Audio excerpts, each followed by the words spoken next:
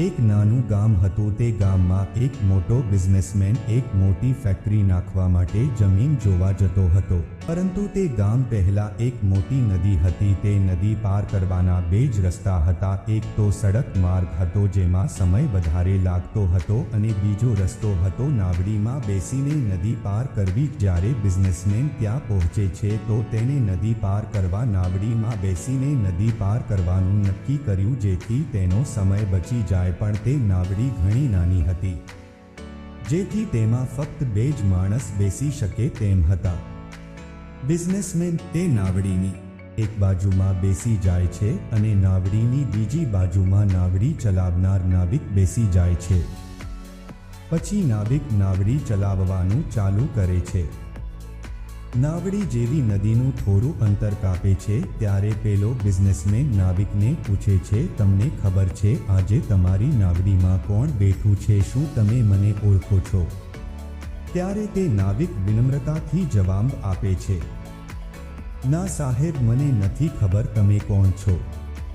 ત્યારે તે બિઝનેસમેન કહે છે, અરે તમે ન્યૂઝપેપર નથી વાંચતા? તેમાં મારા વિશે મારા ફોટો સાથે કોઈના કોઈ સમાચાર પ્રકાશિત થતા રહેતા હોય છે. ત્યારે નાવિક કહે છે, સાહેબ, હું ભણેલ નથી અને મને લખતા વાંચતા નથી આવડતું કારણ કે હું એક ગરીબ પરિવારમાંથી છું. એટલે ઘરની જવાબદારીના લીધે નાનપણથી જ મજૂરી કામ કરતો હતો. તેથી હું ભણી નથી શક્યો. આ વાત સાંભળીને બિઝનેસમેન તે વ્યક્તિની મજાક ઉડાવતા કહે છે, અરે તને લખતા વાંચતા નથી આવડતું, આવી જિંદગીનો શું ફાયદો?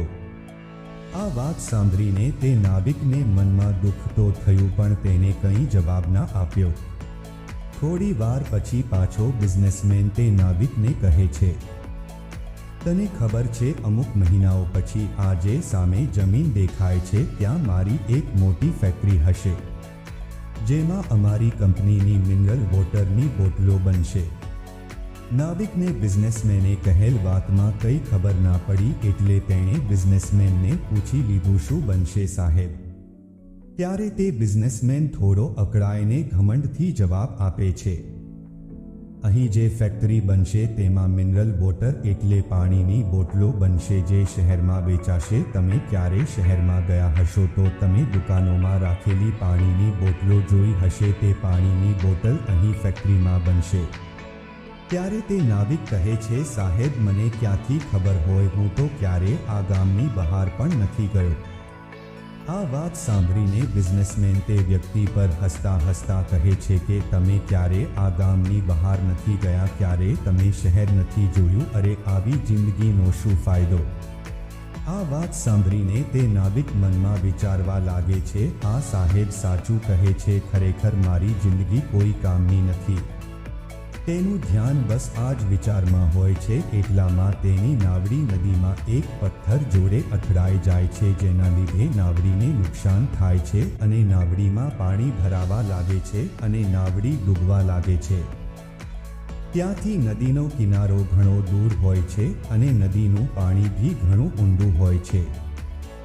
નાવિક સમજી જાય છે કે હવે નાવડીને બચાવવાનો કોઈ રસ્તો નથી અને જેવો તે નદીમાં છલાંગ લગાવવાનો હતો ત્યારે તે પેલા બિઝનેસમેનને પૂછે છે, સાહેબ, તમને તો તરતા આવડે છે ને?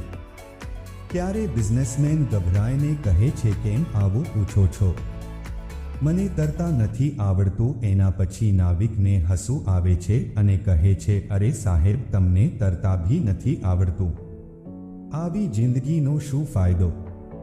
આ સાંભળીને પેલા બિઝનેસમેનને પોતાની ભૂલ સમજાઈ ગઈ અને હાથ જોડીને તે નાવિકને કહે છે, તમે જે કહેશો એ હું તમને આપીશ, બસ મારી જાન બચાવી લો. નાવિક કહે છે, સાહેબ, તમે ગભરાશો નહીં, મને ફક્ત તરતા જ નથી આવડતું પણ પાણીમાં ડૂબતા માણસને બચાવતા પણ આવડે છે. તમે મને પકડી લો, હું તમને કંઈ નહીં થવા દઉં, હું તમને કિનારા સુધી લઈ જઈશ. આ રીતે તે નાવિકે પોતાની અને તે બિઝનેસમેન બંનેની જાન બચાવી લીધી. આ વાત પરથી એક શીખ લઈ શકો છો, આપણે જિંદગીમાં ક્યારે કોઈ પણ વ્યક્તિની મજાક ના કરવી જોઈએ અને કોઈ પણ વ્યક્તિને પોતાનાથી ઓછા સમજવા ના જોઈએ. આપણને નથી ખબર કે આપણા જીવનમાં ક્યારે કોની કઈ રીતે જરૂરત પડી શકે.